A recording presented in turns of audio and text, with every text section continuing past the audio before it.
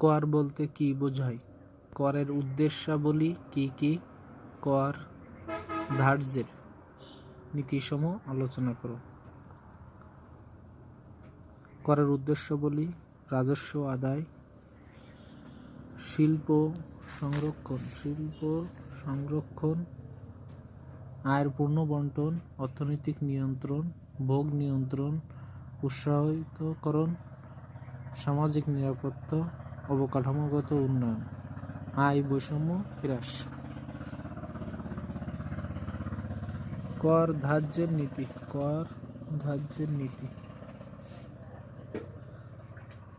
সমতার নীতি। সমতার নীতি, সুবিধার নীতি, সরল নীতি, নিশ্চয়তার নীতি, স্থিতিস্থাপকতার নীতি, উৎসাহ প্রদান।